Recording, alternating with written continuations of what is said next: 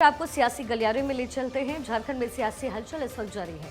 सभी एमएलए को रांची में ही रहने के निर्देश दिए गए हैं। सूत्रों के हवाले से ये बड़ी खबर। अगले कुछ दिनों के लिए ये निर्देश जारी रहेगा। रांची से बाहर जाने के लिए विधायक दल के नेता को देनी होगी जानकारी। तो जेएमएम में जिस तरीके से उठापटक इस वक्त चल रही है, ईडी की कार्रवाई सुरेन पर और ऐसे में सभी विधायकों को रांची में रहने के निर्देश दिए गए।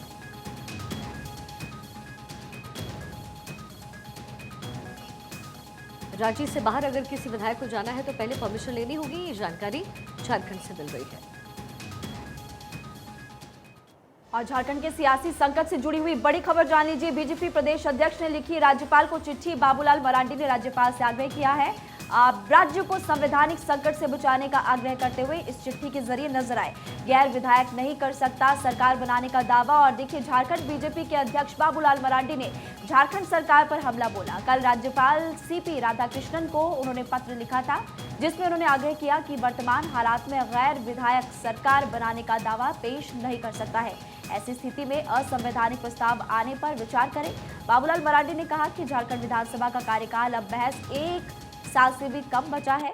ऐसे में खाली कराई गई सीट पर उपचुनाव नहीं कराया जा सकता। बीजेपी नेता ने कहा कि ऐसे हालात में राज्यपाल की संवैधानिक व्यवस्था का मजाक होने से बचा सकते हैं और कहा कि राज्यपाल को लिखे गए उनके पत्र का ही असर है कि कल सीएम आवास पर हुई विधायकों की मीटिंग में कोई फैसला नहीं हो पाया। उन्होंने ये भी दावा किया कि सत्ताधारी दल के विधायकों को रांची में रहने के लिए कहा गया है। स्वस्थ हैं और अब 1 साल से भी कम समय बचा हुआ है विधानसभा को चुनाव होने को, तो फिर आखिर इन्होंने त्यागपत्र क्यों दिया? तब इसका अर्थ ये लगा कि हो ना हो चुके हेमंत सोरेन इन दिनों आप देखते होंगे रोज हाई कोर्ट सुप्रीम कोर्ट की दौड़ लगाते हैं। ईडी के डर से कभी यहाँ कभी वहाँ घूमते रहते हैं।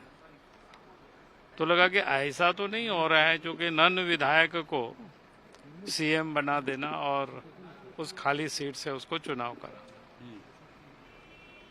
तो स्वाभाविक है कि इसके बाद जब कोई समय ही 1 साल बचा हुआ रहा था, 1 साल से भी कम समय हो और उसके बाद कोई त्याग पत्र देना, तो हमें लगता है कि कहीं से भी वो उपयुक्त नहीं है, गलत।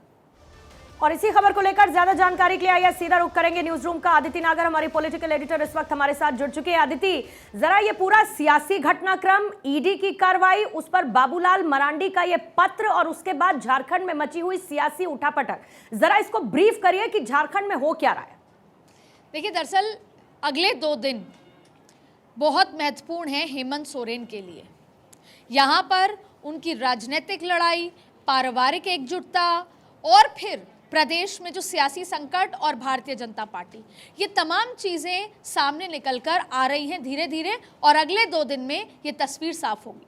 दरअसल आप देखें कि अब ईडी ये करार कर चुका है कि जो उनका 7वां समन था वो आखिरी समन था और जब ईडी के समन पर हेमंत सोरेन अपनी नहीं पहुंच पाते हैं, वो अवेलेबल नहीं होते हैं, तो ऐसे में अब ये डर सताता है कि उनको कभी भी गिरफ्तार किया जाएगा।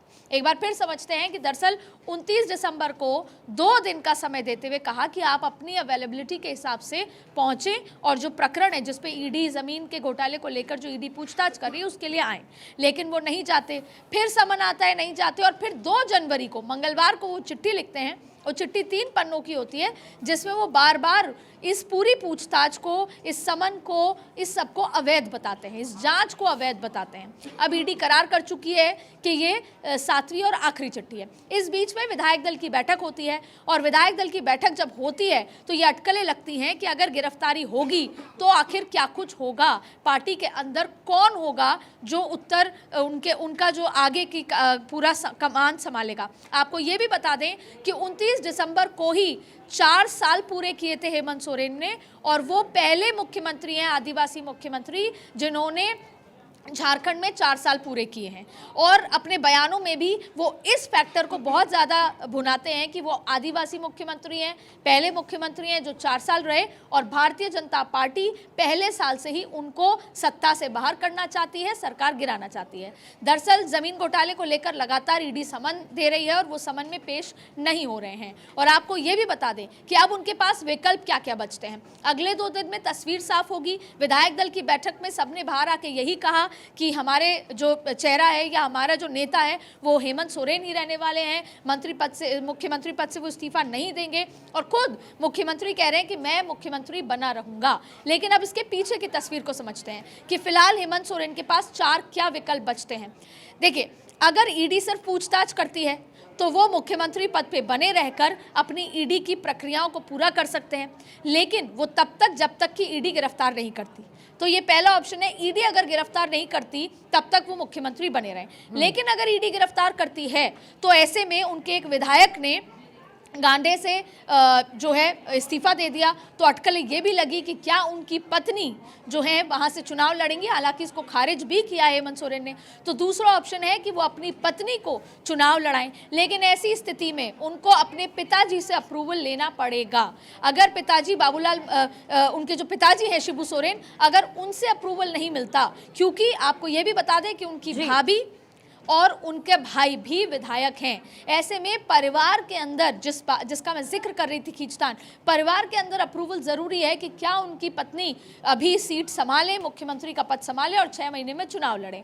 तो ऐसे में अभी परिवार के अंदर, क्योंकि जाहिर तौर पे उनके भाई हैं वो भी चुनाव लड़ना चाहते हैं, बसंत सोरेन, और उनकी भाभी हैं सीता सोरेन, वो भी चुनाव लड़ने की इच्छुक बताई जा रही हैं। हालांकि खुलकर ये बातें सामने नहीं आई हैं।